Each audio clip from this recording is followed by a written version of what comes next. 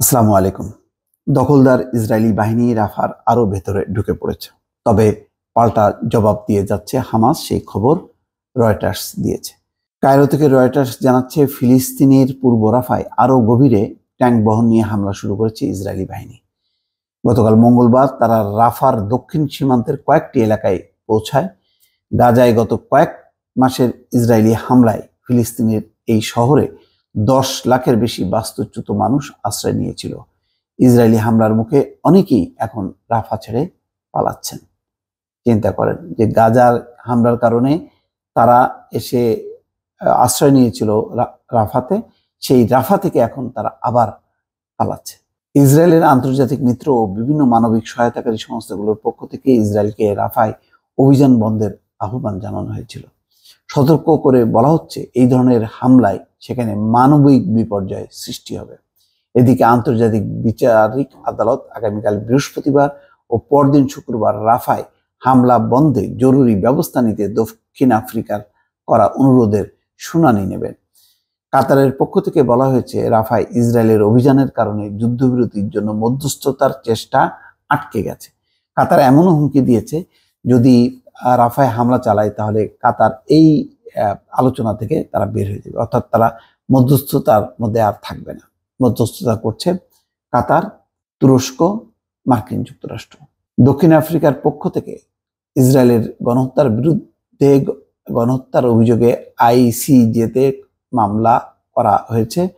দেশটির পক্ষ থেকে রাফায় হামলা বন্ধের জরুরি ব্যবস্থা চেয়ে নতুন করে যে আবেদন করা হয়েছে তা আগের মামলার অংশ।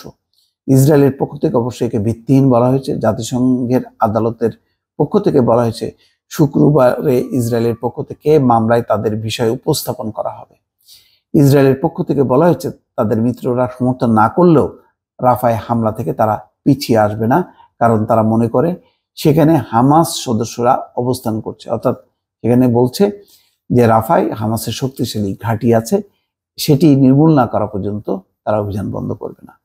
রাফার একজন বাসিন্দা বলেছেন গতকাল ইসরায়েলি ট্যাঙ্ক বহর সালাউদ্দিন সড়কের পশ্চিম দিক থেকে সামনের ব্রাজেইল ও জেনেইনার দিকে এগিয়েছে, সেখানে হামলা চালাচ্ছে তারা। হামাসের পক্ষ থেকে দাবি করা হয়েছে তারা ক্ষেপণাস্ত্র ব্যবহার করে আল সালাম এলাকায় হামলা করেছে, এতে ইসরায়েলি সেনারা হতাহত হয়েছে। ইসরায়েলি সেনারা বলছেন তারা রাফা সীমান্তে কয়েকটি সন্ত্রাসী বাহিনীর মুখোমুখি হয়েছেন এবং তাদের নিশ্চিহ্ন করেছে। শহরের পূর্ব দিকে একটি সশস্ত্র বাহিনীর আশ্রয়স্থল তারা ধ্বংস করেছে।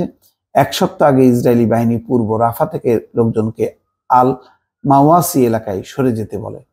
জাতিসংঘের সাহায্য সংস্থার তথ্য অনুযায়ী ইতিমধ্যে রাক্কা থেকে 4.5 লাখ লোক পালিয়ে গেছে।